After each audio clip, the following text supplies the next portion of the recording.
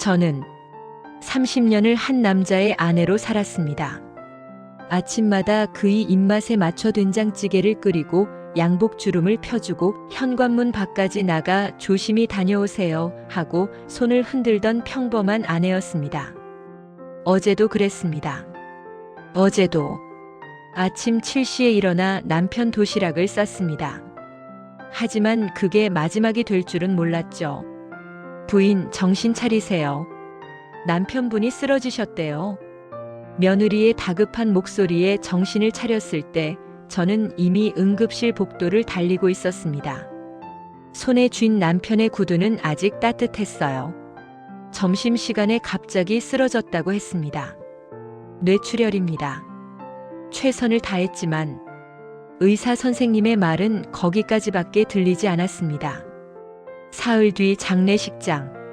저는 상주로서 조문객들께 고개를 숙이며 고맙습니다. 고맙습니다. 기계처럼 되뇌이고 있었습니다.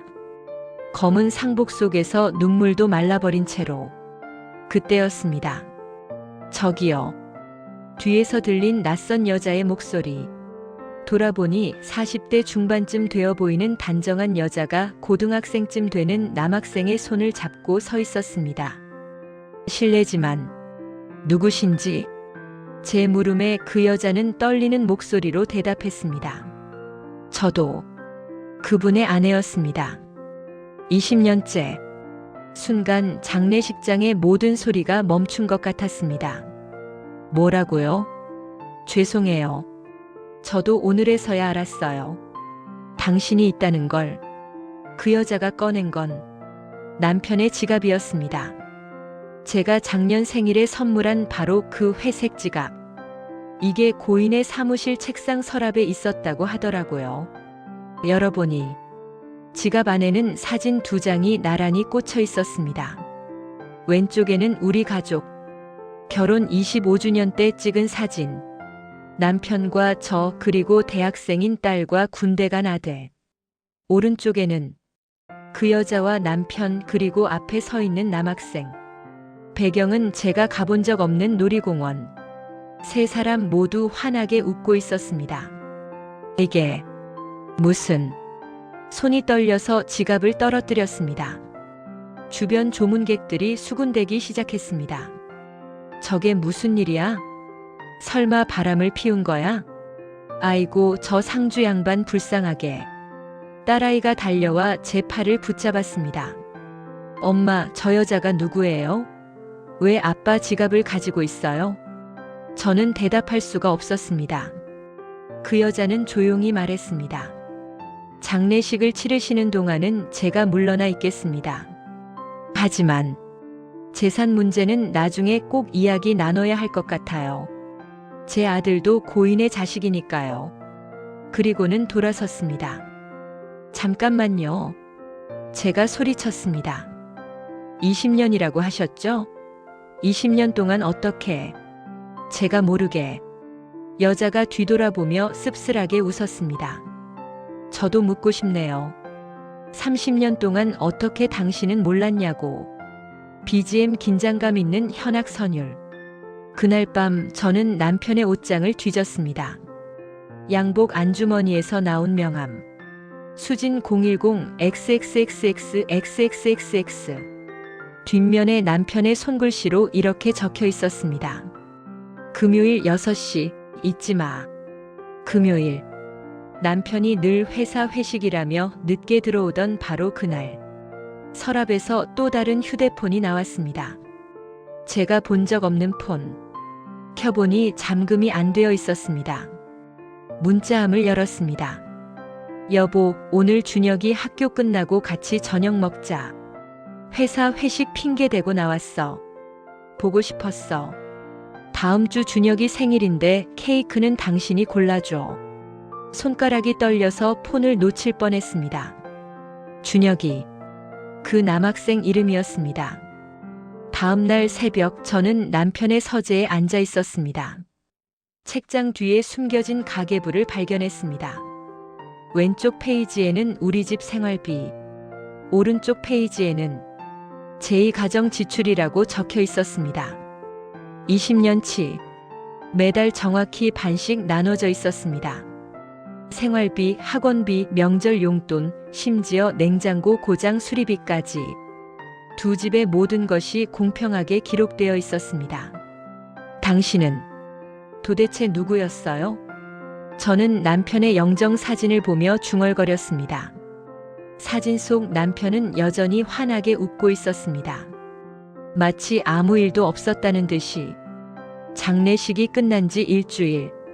집은 텅 비어 있었습니다. 딸은 친구 집에서 지내겠다며 나갔고 군대에서 긴급 휴가 나온 아들은 화장실에 틀어박혀 나오질 않았습니다. 저는 그저 남편의 서재에 앉아 발견한 모든 증거들을 책상 위에 펼쳐놓고 있었습니다. 2개의 휴대폰, 2벌의 가족 사진, 20년치 이중 가계부, 그리고 출장 일정표. 제가 믿었던 모든 출장이 거짓말이었습니다. 부산 출장 3박 4일. 실제로는 수진 씨 집에서 4일. 제주도 워크샵 2박 3일 수진 씨네 가족여행. 중국 출장 일주일 수진 씨 아들 고등학교 입학식. 달력에 빨간 펜으로 표시된 날짜들을 세어보니 1년 중 절반은 그 집에서 보낸 거였습니다. 현관문이 열리는 소리. 딸아이가 친구와 함께 들어왔습니다. 엄마, 이거 정리 좀 해야 되는 거 아니에요? 아빠 유품 그대로 두면. 아빠 유품? 저는 웃음이 나왔습니다. 쓴 웃음이. 이게 내 아빠 유품이니? 아니면 그 여자네 집에 있는 게 내 아빠 유품이니? 엄마, 넌 몰라, 혜진아. 내 아빠가 얼마나 치밀한 사람이었는지. 저는 서랍에서 수첩 하나를 꺼냈습니다. 이거 봐. 내 아빠가 우리한테 거짓말할 때 쓴 대본이야. 수첩에는 이렇게 적혀 있었습니다. 금요일 회사 회식, 토요일 새벽 귀가, 일요일 오전 골프. 그 밑에 작은 글씨로 실제 금요일 수진이네, 토요일 준혁이 축구 경기, 일요일 오전 수진이네서 아침. 이게 20년치야. 20년. 딸아이가 수첩을 빼앗듯 받아들고는 주저앉았습니다. 아빠가 왜 이런 걸? 그때 아들이 화장실에서 나왔습니다. 눈이 퉁퉁 부어 있었습니다. 엄마, 아빠 회사에서 전화 왔어요. 회사 공금 1억이 모자란대요. 뭐? 아빠가 회사 돈을 빼돌린 것 같대요. 회계팀에서 감사하다가 발견했다고. 무릎에 힘이 풀렸습니다. 1억. 그 돈으로 2집을 운영했구나. 그 돈으로 2 가족을 먹여 살렸구나. 이틀 뒤 회사에서 공식 통보가 왔습니다. 남편의 횡령 사실이 밝혀졌고 유가족이 변제 책임을 져야 한다고. 그날 저녁 수진 씨에게서 전화가 왔습니다. 여보세요. 목소리는 의외로 침착했습니다. 저예요. 이수진. 재산 분할 이야기 해야 할 것 같아서요. 변호사 선임했어요. 재산이 뭐가 있다고 분할을 해요? 제 목소리가 날카로워졌습니다. 남편이 회사 돈 1억을 빼돌렸대요. 그것도 당신 네 집 살림하려고. 저희는 빚만 남았어요. 그게 무슨 소리예요? 저희 집 생활비는 제 월급으로 다 충당했어요. 고인은 저희한테 매달 정확히 절반만 주셨다고요. 절반이요? 네. 가계부 있어요. 20년치. 제가 달마다 얼마 받았는지 다 기록했어요. 전화기를 든 손이 떨렸습니다. 그럼 우리 집도 절반만 받은 거예요? 수진 씨도 말문이 막힌 것 같았습니다. 그럼 나머지 돈은 어디로 간 거죠? 둘 다 동시에 깨달았습니다. 남편이 회사 돈을 빼돌린 건 2 가족을 먹여 살리기 위해서가 아니라 자기 혼자 쓰기 위해서였다는 것을. 그날 밤 남편 옷장을 다시 뒤졌습니다. 명품 시계 3개, 골프 회원권, 제가 본 적 없는 고급 양복들.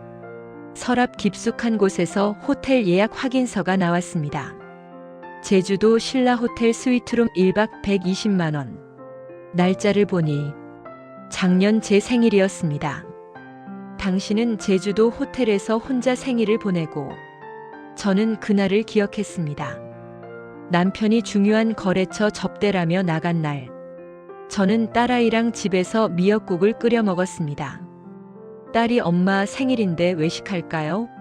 라고 물었을 때 저는 아빠가 요즘 회사 일로 힘들어 하시니까 조용히 보내자고 했었죠. 그날 밤 남편이 귀가했을 때 거래처 접대 잘했어요? 응, 힘들었어. 미안해, 생일인데. 괜찮아요.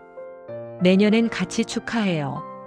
남편이 제 볼에 키스하며 웃었습니다. 역시 우리 마누라가 최고야. 이해심 많아서. 목소리 떨림. 이해심이 많아서. 저는 바보였습니다. 아니, 바보라고 생각하도록 길들여진 거였습니다. 다음 날 저는 친구들을 만났습니다. 30년 지기 친구들. 너희들 혹시 알고 있었어? 친구들은 고개를 저었습니다. 전혀 몰랐어.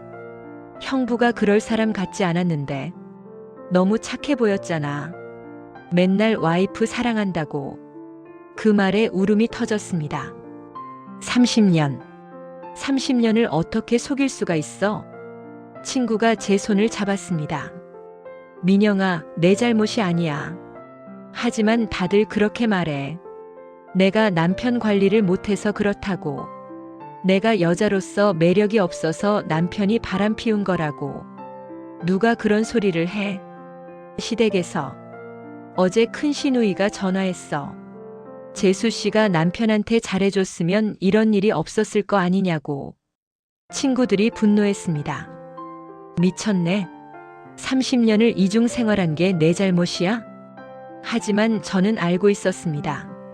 세상 사람들은 결국 여자 탓을 한다는 것을.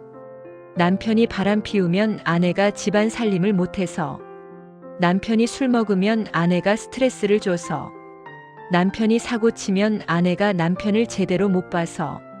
저는 피해자인데도 결국 제가 뭔가 잘못한 것처럼 느껴졌습니다. 그날 밤 집에 돌아오니 현관문 앞에 누군가 쪽지를 붙여놓았습니다. 남편도 못 지킨 년이 무슨 낯짝으로 동네를 돌아다녀. 긴 침묵. 쪽지를 구겨서 쓰레기통에 버렸습니다. 그리고 현관문을 잠그고 바닥에 주저앉아 한참을 울었습니다. 아무 소리도 내지 않고 그저 눈물만 흘리면서. 남편이 떠난 지 한 달. 저는 점점 집 밖으로 나가지 못하게 되었습니다. 마트에 가면 사람들이 수군댔습니다. 저 사람 남편 이중 생활한 집 아내야. 에휴, 30년을 몰랐대. 답답하겠다. 은행에 가면 창구 직원이 동정 어린 눈빛으로 쳐다봤습니다. 심지어 딸아이 친구 엄마가 이런 문자를 보냈습니다. 혹시 혜진이 우리 집에서 좀 더 있게 해주실 수 있어요? 애가 요즘 힘들어하는 것 같아서. 제 딸이 엄마인 저 때문에 친구네 집에 얹혀 사는 신세가 된 겁니다. 아들은 부대로 복귀하기 전날 밤 제게 이렇게 말했습니다. 엄마, 솔직히 물어볼게요. 엄마가 아빠한테 잘못한 거 없어요? 뭐? 아빠가 왜 그렇게 됐을까 생각해 봤어요.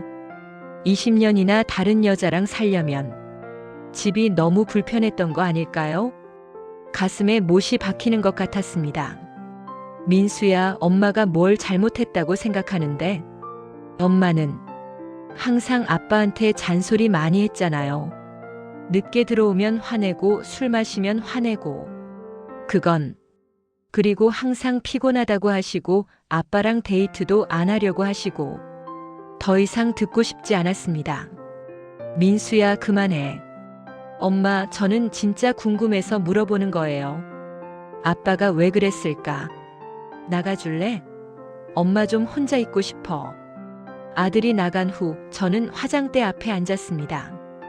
거울 속 제 모습을 봤습니다. 54세. 주름진 얼굴. 힘없이 늘어진 머리카락. 생기 없는 눈빛. 수진 씨 사진을 다시 꺼내봤습니다. 그녀는 저보다 10살은 젊어 보였습니다. 밝은 표정, 화사한 화장, 날씬한 몸매. 내가 여자로서 매력이 없었나? 그 생각이 머릿속을 떠나지 않았습니다. 다음 날 새벽 저는 충동적으로 수진 씨네 집 주소를 검색했습니다. 남편의 가계부에 적혀 있었거든요. 서울시 강남구동 123번지. 우리 집에서 차로 40분 거리. 저는 모자를 눌러쓰고 집을 나섰습니다. 그 집 앞 카페에 앉아서 하루 종일 그들의 집을 지켜봤습니다. 오전 9시 수진 씨가 출근하는 모습이 보였습니다. 깔끔한 정장 차림에 하이힐.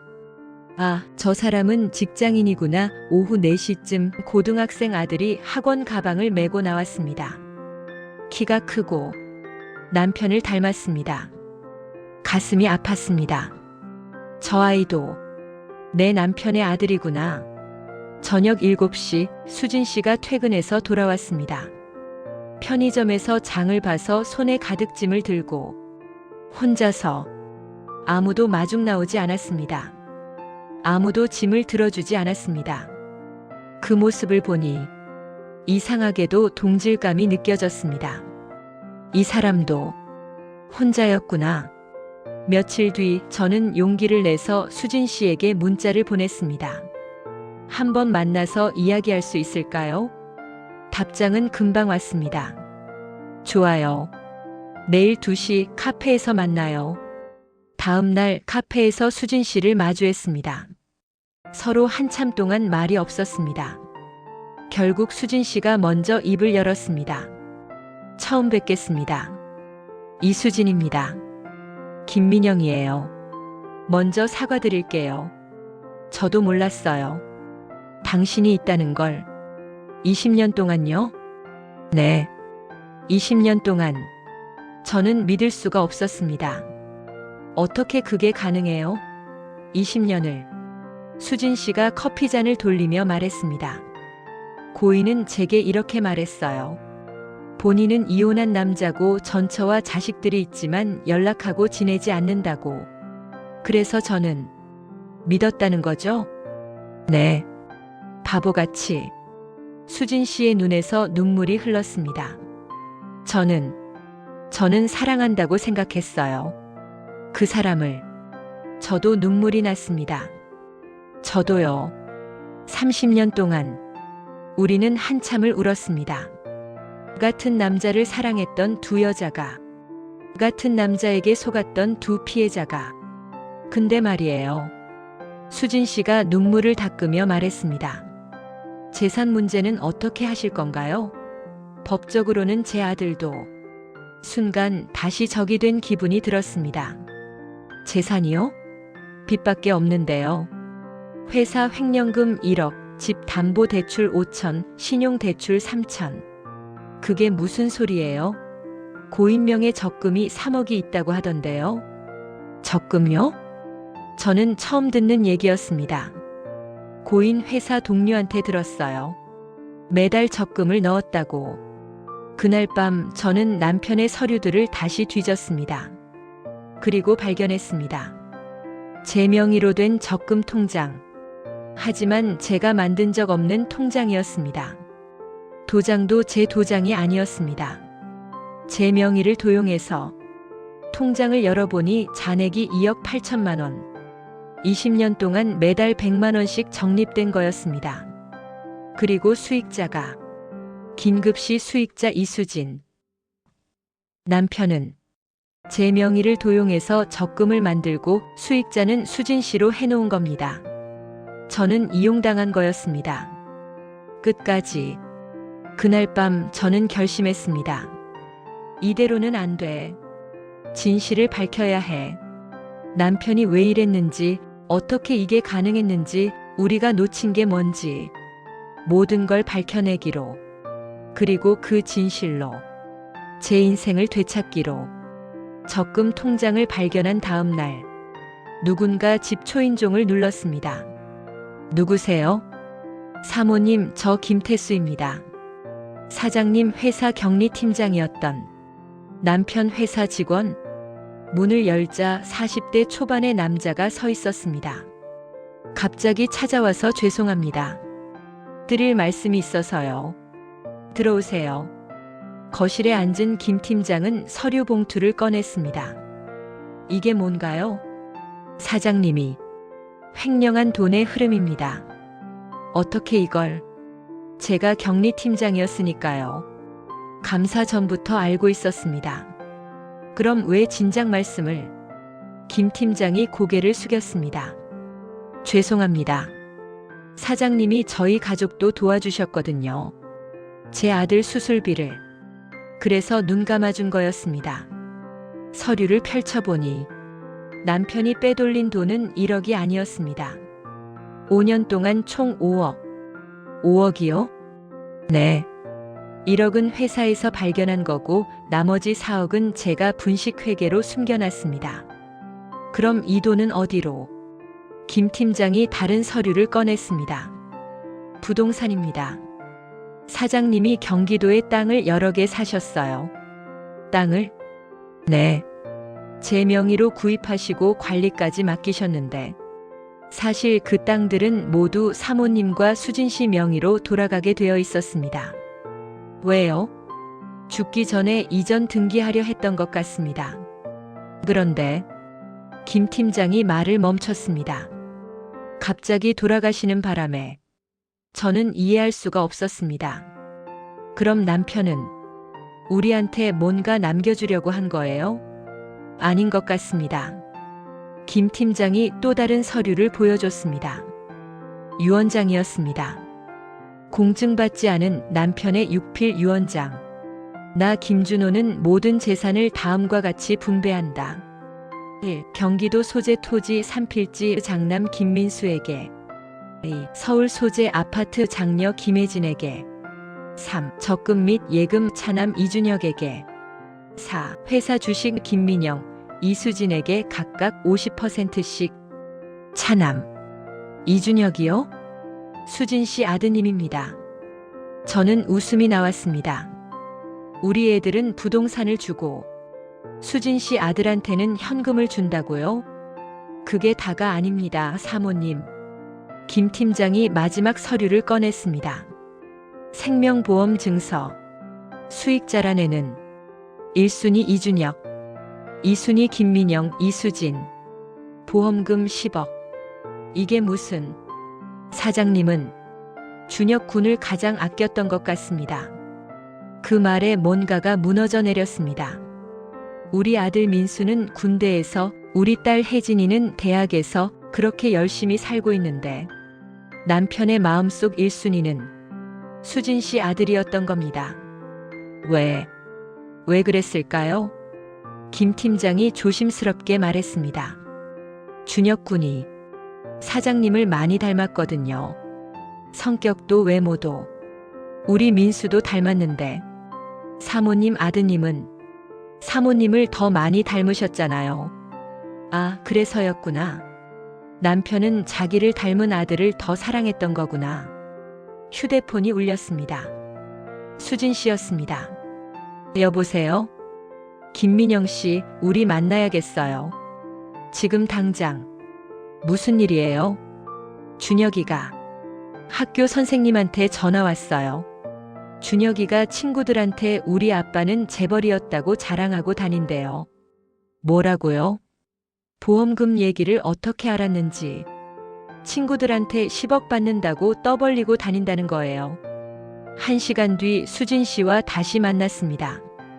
이번엔 카페가 아니라 공원 벤치에서. 미안해요. 제가 준혁이를 제대로 못 키워서. 아니에요. 그 나이 아이가 그럴 수도 있죠. 하지만 속마음은 달랐습니다. 10억을 받게 될 아이와 빚만 받게 될 우리 아이들. 김민영 씨. 네. 우리 협력할 수 없을까요? 협력이요? 수진 씨가 제 눈을 똑바로 쳐다봤습니다. 우리 둘 다 속았어요. 그 사람한테. 그럼 우리끼리 싸울 게 아니라 같이 진실을 밝히자는 거죠? 네. 그리고 재산도 공평하게 나누자고요. 저는 잠시 생각했습니다. 이 여자를 믿어도 될까? 20년 동안 제 남편을 빼앗아간 여자를. 하지만 어쩌면 이 여자도 저처럼 피해자일지 모른다는 생각이 들었습니다. 좋아요. 협력하죠. 우리는 악수를 나눴습니다. 그날부터 수진 씨와 저는 매일 만났습니다. 남편의 모든 흔적을 추적했습니다. 그리고 2주 뒤, 우리는 결정적인 걸 발견했습니다. 남편의 또 다른 휴대폰. 세 번째 휴대폰. 그 안에는 세 번째 여자와의 메시지가 가득했습니다. 이게 뭐예요? 수진 씨의 목소리가 떨렸습니다. 우리 둘만 있었던 게 아니었나 봐요. 메시지를 읽어 내려갔습니다. 여보, 이번 주말에 제주도 갈까? 당신이 최고야. 다른 여자들은 비교도 안 돼. 미안해, 집에 늦게 들어가야 할 것 같아. 마누라가 요즘 예민해서. 마누라. 그게 저를 말하는 건지 수진 씨를 말하는 건지도 모르겠었습니다. 이 번호로 전화해봐요. 수진 씨가 떨리는 손으로 전화를 걸었습니다. 여보세요?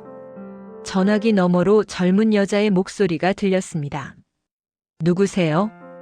혹시 김준호 씨 아세요? 아, 준호 오빠요? 잘 알죠. 근데 왜요?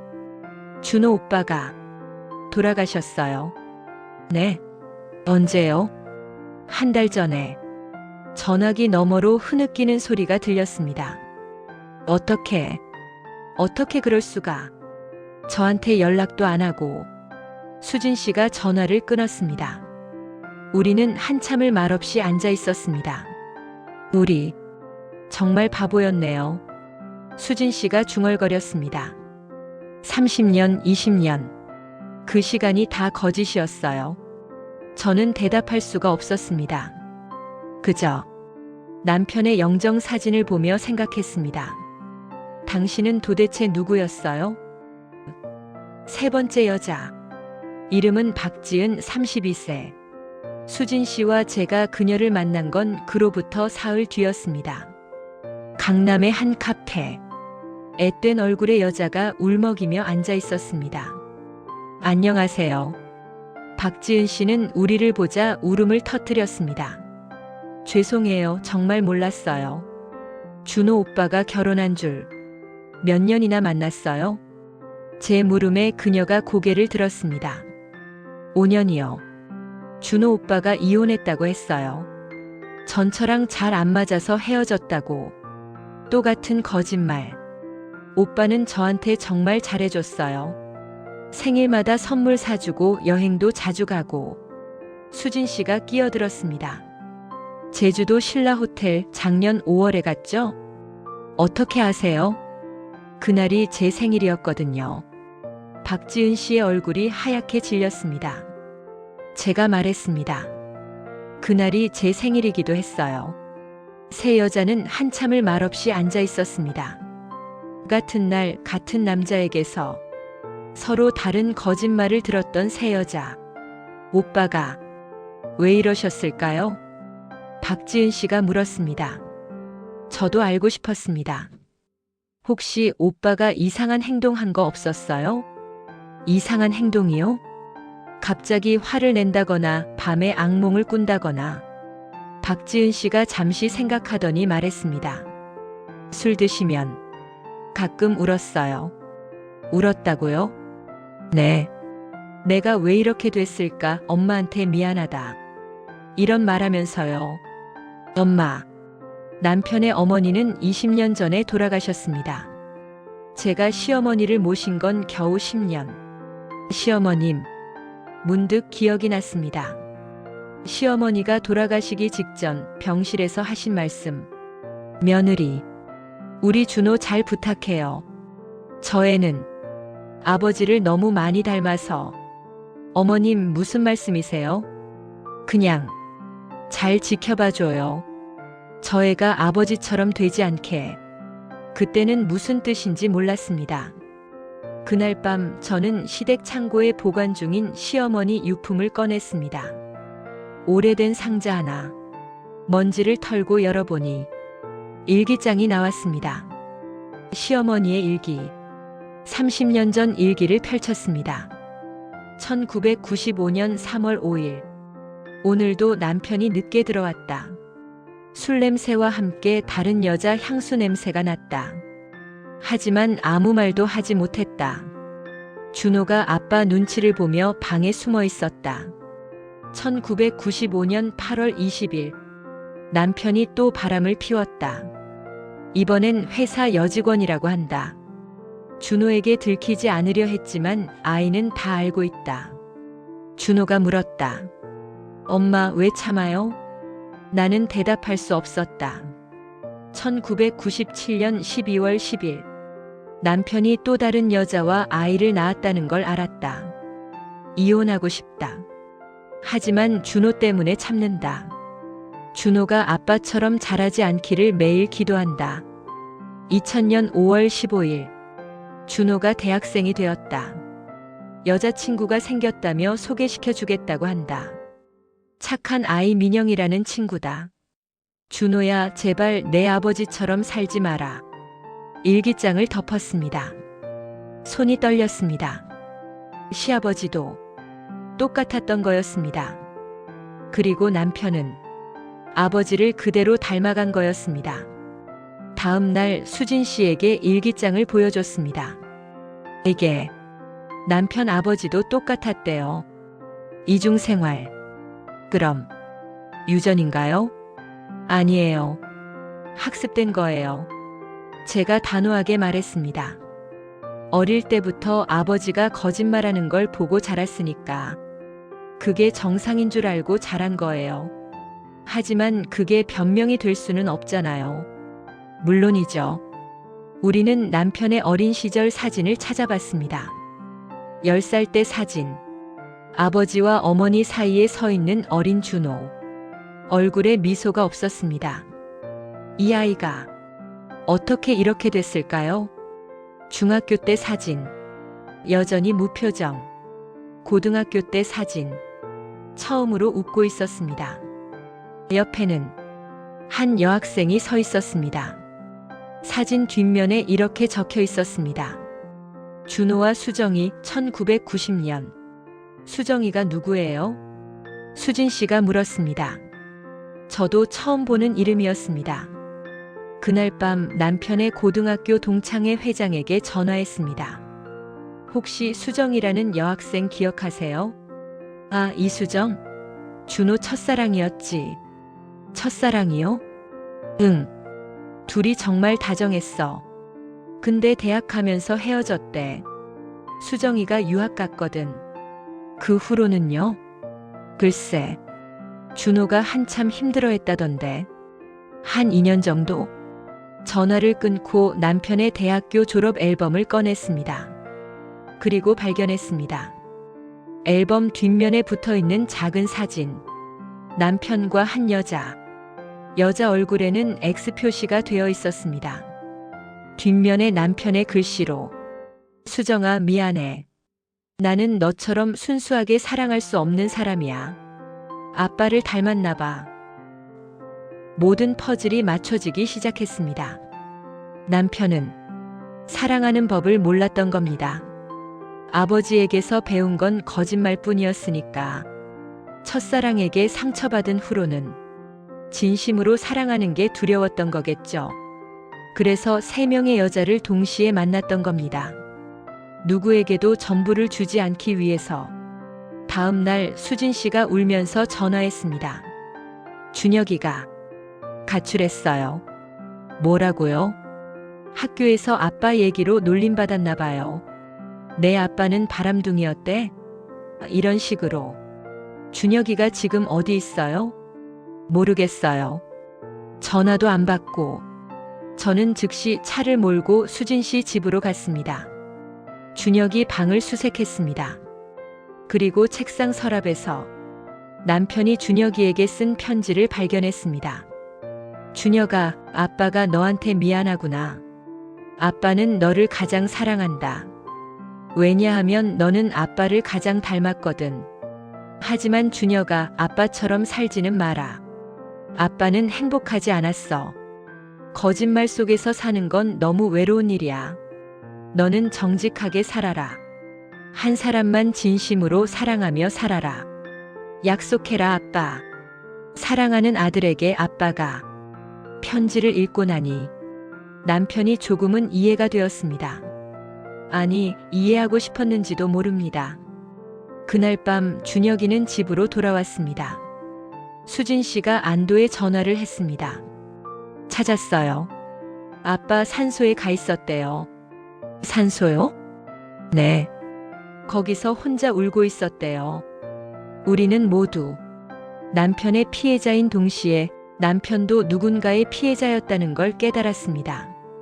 하지만 그게 용서의 이유가 될 수는 없었습니다. 준혁이가 돌아온 지 일주일 후 모든 게 동시에 무너져 내렸습니다. 아침 9시 은행에서 전화가 왔습니다. 사모님, 대출 연체가 3개월째입니다. 이번 주까지 갚지 않으시면 경매 절차에 들어갑니다. 알겠습니다. 전화를 끊자마자 또 전화가 울렸습니다. 남편 회사 법무팀이었습니다. 유가족 측에서 횡령금 변제 계획을 제출하셔야 합니다. 이번 달 말까지 1차로 5천만 원. 5천만 원이요? 어디서 그 돈을? 그건 저희가 알 바 아닙니다. 법적 조치 들어갑니다.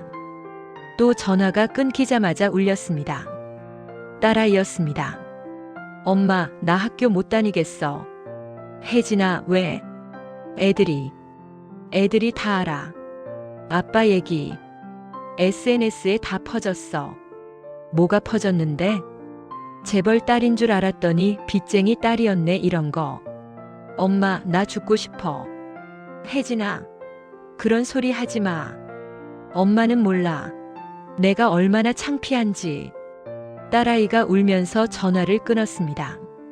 그때 현관문이 벌컥 열렸습니다. 아들 민수였습니다. 군복을 입은 채로. 엄마, 나 군대 잘렸어. 뭐? 왜? 아빠 빚 때문에 신용불량자 됐대.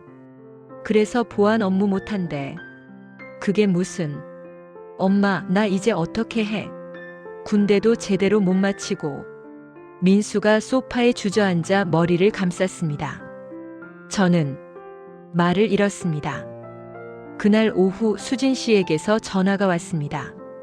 김민영 씨, 우리 만나야 해요. 무슨 일이에요? 준혁이가 자살 시도를 했어요. 심장이 멎는 것 같았습니다. 지금 어디예요? 서울대병원 응급실. 병원으로 달려갔습니다. 응급실 앞에서 수진 씨가 울고 있었습니다. 괜찮아요? 준혁이는 다행히 발견이 빨라서 살았어요. 손목을 그었는데 왜 그랬대요? 학교에서 왕따를 당했대요. 너희 아빠 여자 3명 만났대? 이런 식으로 수진 씨가 저를 쳐다봤습니다. 눈빛이 차가웠습니다. 이게 다 당신 때문이에요. 네. 당신이 동네방네 떠들고 다녀서 소문이 난 거잖아요. 저는 아무한테도 거짓말. 당신 딸 친구들한테 다 얘기했다며. 아니에요, 저는. 이제 그만해요. 당신 때문에 내 아들이 죽을 뻔했어요. 주변 사람들이 쳐다봤습니다. 저는 말을 잃었습니다. 우리 협력하자고 해놓고 결국 당신도 우리 준혁이 망치려고 한 거잖아요. 수진 씨, 진정하세요. 진정하라고? 내 아들이 죽을 뻔했는데? 수진 씨가 제 멱살을 잡았습니다. 당신 때문이에요. 당신이 우리 가족 다 망쳤어요. 간호사들이 달려와 우리를 떼어놓았습니다. 저는 비틀거리며 병원을 나왔습니다. 차에 타서 한참을 울었습니다. 모든 게 제 잘못인 것 같았습니다. 남편이 바람핀 것도, 아이들이 상처받은 것도, 준혁이가 자살 시도를 한 것도 다 제 잘못인 것 같았습니다. 그날 밤 집에 돌아오니 거실이 엉망이었습니다. 누가 집을 뒤진 것 같았습니다. 누구세요? 침실에서 인기척이 났습니다. 천천히 문을 열었습니다. 방 안에는 박지은 씨가 서 있었습니다. 어떻게 들어왔어요? 준호 오빠한테 받은 열쇠로요. 뭐 하러 온 거예요? 준호 오빠 유품 찾으러요. 오빠가 저한테 준다고 약속한 거 있거든요. 약속이요? 네. 이 집이요. 뭐라고요? 박지은 씨가 서류를 꺼냈습니다. 부동산 매매 계약서. 매도인 김준호. 매수인 박지은. 계약금 5천만 원 지급 완료. 이게 뭐예요? 오빠가 저한테 이 집을 팔겠다고 했어요. 계약금도 받았고요. 말도 안 돼요. 이 집은 제 명의예요. 그래서 오빠가 명예 이전해 준다고 했어요. 근데 갑자기 돌아가셔서 박지은 씨가 저를 쳐다봤습니다. 계약금 돌려주세요. 5천만 원. 돈이 어디 있어요? 저도 빚더미예요. 그럼 이 집을 제게 넘기세요. 미쳤어요? 여기가 우리 집인데. 법적으로 계약금을 돌려주거나 집을 넘겨야 해요. 아니면 소송할 거예요. 그날 밤 저는 처음으로 자살을 생각했습니다. 아파트 베란다에 서서 아래를 내려다봤습니다. 15층. 뛰어내리면 모든 게 끝날 것 같았습니다. 빛도 수치도 고통도 모든 게. 휴대폰이 울렸습니다. 딸아이였습니다. 엄마. 혜진아. 엄마, 나 지금 어디야? 집에 없어? 응.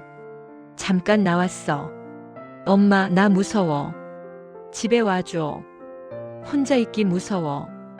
딸아이의 울먹이는 목소리. 알았어, 금방 갈게. 전화를 끊고 베란다에서 내려왔습니다. 아직 죽을 수 없었습니다. 제 아이들이 있으니까. 그날 밤 딸과 함께 잤습니다. 딸이 제 품에 안겨 울었습니다. 엄마, 우리 어떻게 돼? 괜찮아질 거야. 정말? 응. 엄마가 지켜줄게. 하지만 솔직히 저도 모르겠었습니다. 어떻게 될지. 다음 날 아침 또 전화가 왔습니다. 수진 씨였습니다. 김민영 씨. 네. 미안해요. 어제 제가 너무 감정적이었어요. 괜찮아요. 우리 다시 만날 수 있을까요?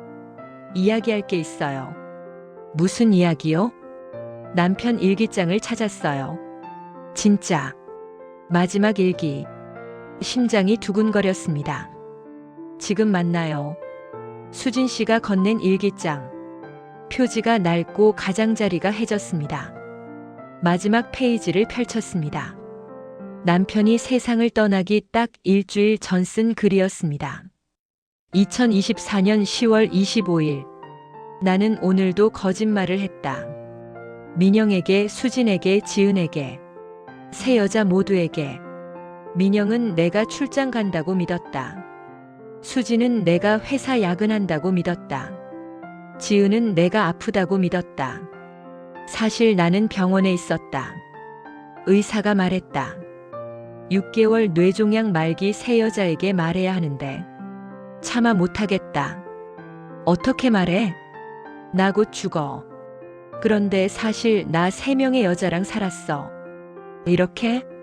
나는 비겁한 놈이다. 하지만 한 가지는 확실하다.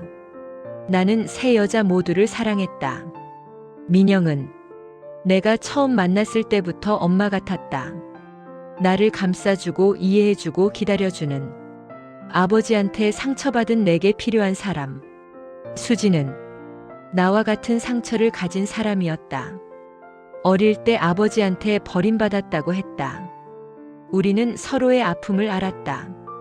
지은은 내가 되고 싶었던 순수함 그 자체였다. 거짓말 없이 사는 게 뭔지 그 애를 보면 알 것 같았다. 세 여자가 모두 필요했다. 그래서 놓을 수 없었다. 이기적이라는 거 안다. 하지만 죽기 전에 한 번만이라도 세 여자를 한자리에 모아놓고 진실을 말하고 싶다. 용서받고 싶은 게 아니다. 그저 고백하고 싶다. 미안합니다. 당신들을 모두 사랑했습니다. 하지만 그럴 용기가 없다. 나는 끝까지 비겁한 놈으로 죽을 것이다. 일기장을 덮었습니다. 수진 씨와 저는 한참을 말없이 앉아 있었습니다. 병을 알고 있었네요. 네. 그래서 유언장을 쓰고 재산을 정리하고 우리한테는 한마디도 없이 우리는 또 울었습니다. 분노인지 슬픔인지 허무함인지 뭐라고 설명할 수 없는 감정들. 그날 오후 저는 결심했습니다. 모든 걸 끝내자. 수진 씨에게 전화했습니다. 우리 가족 모두 모아요. 네. 당신네 식구들, 우리 식구들, 박지은 씨까지 모두 한자리에. 왜요?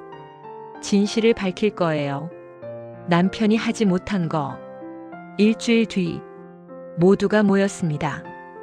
제 아이들 민수와 혜진, 수진 씨와 준혁, 박지은 씨, 그리고 남편 회사 김 팀장. 저는 그동안 모은 모든 증거를 테이블 위에 펼쳐놓았습니다. 3개의 휴대폰, 가계부들, 일기장들, 계약서들, 사진들. 여러분, 오늘 이 자리에 모인 이유는 제 목소리가 떨렸습니다. 우리 모두가 한 남자에게 속았기 때문입니다. 혜진이가 물었습니다. 엄마, 이게 다 뭐예요? 내 아버지가 살았던 삶이야. 저는 차근차근 설명하기 시작했습니다. 30년 전 남편이 어떻게 자랐는지, 아버지의 이중 생활을 보며 무엇을 배웠는지, 첫사랑과 헤어진 후 어떻게 변했는지, 그리고 우리 각자를 어떻게 만났고 어떻게 속였는지. 민수가 테이블을 쳤습니다. 그럼 아빠는 거짓말쟁이였다는 거잖아요. 그래. 엄마는 왜 몰랐어요? 30년이나 같이 살았으면서. 그 말에 가슴이 찢어지는 것 같았습니다. 엄마도 속았어. 너희 아빠가 너무 완벽하게 거짓말했거든. 준혁이가 일어났습니다. 저는 듣고 싶지 않아요. 우리 아빠는 저한테 좋은 아빠였어요. 수진 씨가 준혁이 손을 잡았습니다. 준혁아, 앉아. 들어야 해. 박지은 씨가 울먹이며 말했습니다. 오빠가 정말 저를 사랑하지 않았나요? 사랑했겠죠. 제가 대답했습니다. 하지만 그 사랑은 온전한 게 아니었어요. 셋으로 나눈 사랑이었죠. 그럼 오빠한테 저는 뭐였어요? 아마도 저는 일기장을 펼쳐 보여줬습니다. 이 사람에게 당신은 순수함이었을 거예요. 이 사람이 잃어버린 되고 싶었던 모습. 박지은 씨가 엉엉 울었습니다. 그럼 진짜 사랑은 아니었네요. 진짜 사랑이 뭔지 저도 잘 모르겠어요. 그때 김 팀장이 서류를 꺼냈습니다. 사모님들 그리고 자녀분들. 제가 정리한 재산 목록입니다. 재산이요? 네. 사장님이 남기신 것들입니다. 서류를 펼쳐보니 부동산 5억, 적금 3억, 보험금 10억, 회사 주식 2억, 총 20억. 하지만 빚도 있었습니다. 회사 횡령금 5억, 은행 대출 1억, 개인 빚 2억, 순자산 12억, 12억. 민수가 중얼거렸습니다. 그럼 우리가 받을 수 있는 거예요? 김 팀장이 고개를 저었습니다. 법적으로는 복잡합니다. 김민영 사모님이 법적 배우자이시니 50%를 받으시고 자녀분들이 나머지를 나눠 가지시는데 수진 씨랑 준혁이는요? 법적 권리는 없습니다. 사실혼 관계는 인정되지 않으니까요. 수진 씨가 벌떡 일어났습니다. 그게 말이 돼요? 20년을 살았는데? 법이 그렇습니다. 아니, 법적으로 아내가 아니면 우리 준혁이는 아무것도 못 받는 거예요? 보험금은 수익자가 준혁 군으로 되어 있으니 받으실 수 있습니다. 10억요? 네. 혜진이가 소리쳤습니다. 안 돼요. 그건 우리 아빠 돈이에요. 혜진아. 제가 혜진이를 말렸습니다. 엄마, 저 애는 정식 자식도 아니잖아요. 왜 10억을 받아요? 준혁이가 울먹였습니다. 저도 아빠 아들이에요. 아니야. 넌 그냥. 혜진아, 그만해. 제가 소리쳤습니다. 모두가 조용해졌습니다. 저는 천천히 말했습니다. 여러분, 우리 지금 뭐 하고 있는 거예요? 돌아가신 사람 재산 때문에 싸우고 있잖아요. 그게 그 사람이 원했던 거예요? 수진 씨가 눈물을 닦으며 말했습니다. 그럼 어떻게 하자는 거예요? 저는 깊게 숨을 들이마셨습니다. 재산을 공평하게 나눕시다. 공평하게요? 네. 우리 세 여자가 똑같이. 그리고 자녀들도 똑같이. 박지은 씨가 놀라서 물었습니다. 저도요? 저는 자식도 없는데.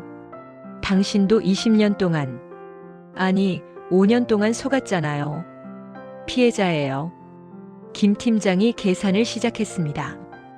그럼 여성 3명이 각각 4억, 자녀 3명이 각각 얼마씩? 아니요. 제가 손을 들었습니다. 빚을 먼저 갚아요. 회사 돈, 은행 대출, 개인 빚. 다. 그럼 남는 게 12억에서 8억 갚으면 4억. 그걸 6으로 나누면 한 명당 약 6,600만 원. 민수가 물었습니다. 엄마, 그게 다예요? 6천만 원? 응. 아빠가 30년 동안 벌어놓은 게. 그래. 거짓말하는데 다 썼나 봐. 혜진이가 울었습니다. 너무해. 아빠가 너무해. 저는 딸을 안아주었습니다. 그래도 괜찮아. 우리는 살아있잖아. 그걸로 된 거야. 수진 씨가 물었습니다. 정말 이렇게 하실 거예요? 법적으로는 당신이 훨씬 많이 받을 수 있는데. 네. 이렇게 할래요. 왜요? 우리가 더 이상 그 사람 때문에 싸우지 않았으면 좋겠어요. 박지은 씨가 고개를 숙였습니다. 감사합니다. 정말. 아니에요. 우리 모두 피해자니까. 그날 우리는 합의서에 서명했습니다. 재산을 공평하게 나누기로. 서로를 고소하지 않기로. 그리고 각자의 삶을 살아가기로. 모두가 떠난 후 저는 혼자 남았습니다. 남편의 영정사진을 마주보고 앉았습니다. 여보. 처음으로 남편에게 제대로 된 작별 인사를 했습니다. 당신을 용서할 순 없어요. 아마 평생. 하지만 눈물이 흘렀습니다. 이제는 놓아줄게요. 당신도 그 분노도 그 아픔도. 안녕히 가세요. 남편이 떠난 지 6개월. 저는 처음으로 혼자만의 아침을 맞이했습니다. 아침 7시 알람 소리에 눈을 떴습니다. 예전 같았으면 부랴부랴 일어나 남편 아침 차려야 했을 시간. 하지만 오늘은 천천히 일어나 창문을 열었습니다. 봄바람이 들어왔습니다. 아, 벌써 봄이구나. 작은 베란다에 나가 화분을 만졌습니다. 남편이 살아있을 때는 키울 엄두도 못 냈던 꽃들. 일 많은데 왜 꽃을 키워? 시간 낭비야. 남편의 목소리가 들리는 것 같았습니다. 하지만 이제는 내가 좋으니까 키우는 거야. 혼잣말을 하며 웃었습니다. 물을 주고 커피를 내려 마시고 천천히 샌드위치를 만들었습니다. 30년 만에 처음으로 제가 먹고 싶은 아침을 먹었습니다. 오전 10시 수진 씨에게서 문자가 왔습니다. 오늘 준혁이 대학 합격 발표예요. 떨려 죽겠네요, 유유. 웃음이 났습니다. 붙을 거예요. 준혁이 성적 좋잖아요. 그래도 혹시 모르잖아요. 아, 발표 시간 다 됐다. 떨려. 30분 뒤. 붙었어요. 준혁이가 서울대 붙었어요. 축하해요. 고마워요, 민영 씨. 당신 덕분에 준혁이가 다시 웃을 수 있었어요. 문자를 보며 흐뭇해졌습니다. 수진 씨와 저는 이상한 관계가 되었습니다. 친구도 아니고 적도 아니고 같은 아픔을 겪은 사람. 가끔 만나서 커피 마시고 서로의 안부를 묻고 자식 자랑을 합니다. 남편 얘기는 이제 하지 않습니다. 오후 2시 딸아이에게서 전화가 왔습니다. 엄마, 나 인턴 합격했어. 정말?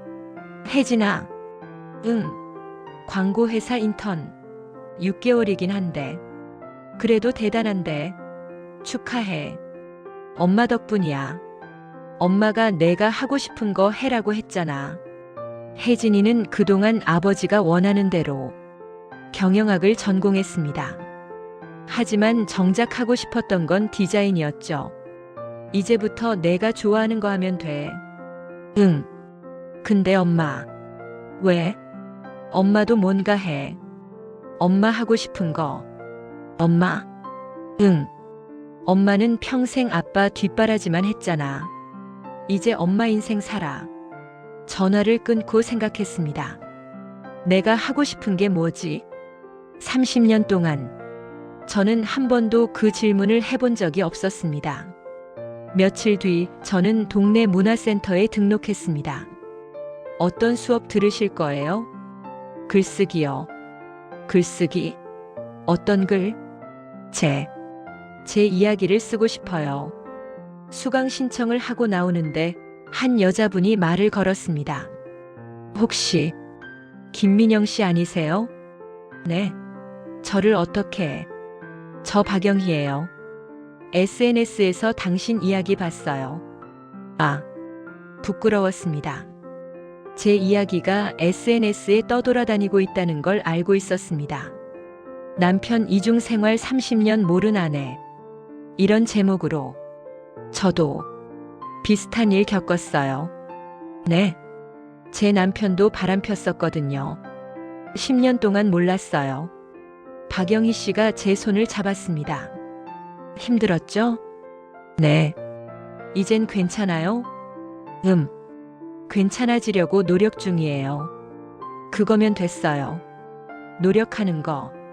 그날 박영희 씨와 커피를 마셨습니다. 그리고 알게 되었습니다. 세상에는 저처럼 배신당한 사람들이 정말 많다는 것을. 하지만 모두들 다시 일어나 살아가고 있다는 것을. 어느 날 박지은 씨에게서 연락이 왔습니다. 언니, 저 결혼해요. 정말? 축하해. 제 나이로 만난 사람이에요. 진짜 좋은 사람. 잘 됐다. 행복해야 해. 언니도요. 언니도 새로운 사람 만나요. 나는 아직은 아닌 것 같아. 괜찮아요. 천천히요. 언니는 충분히 매력적인 사람이에요. 전화를 끊고 거울을 봤습니다. 55세. 주름이 늘었습니다. 머리에 흰머리도 많아졌습니다. 하지만 예전과 다른 게 하나 있었습니다. 눈빛. 이제는 슬프지 않았습니다. 강해졌습니다. 몇 달 뒤 제 글이 문화센터 잡지에 실렸습니다. 제목은 나는 누구인가.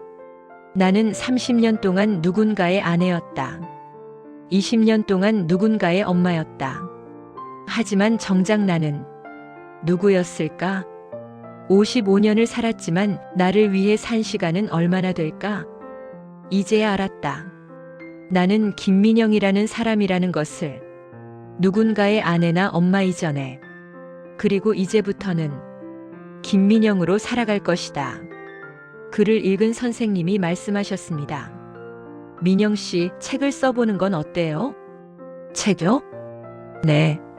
당신 이야기를 책으로 쓰면 많은 사람들에게 힘이 될 것 같아요. 책. 생각해 본 적 없었습니다. 하지만 나쁘지 않았습니다. 1년 후, 제 책이 출간되었습니다. 제목은 30년의 거짓말 그리고 나. 출간 기념 강연회에서 많은 여성들이 찾아왔습니다. 50대, 60대, 70대 모두 비슷한 이야기를 했습니다.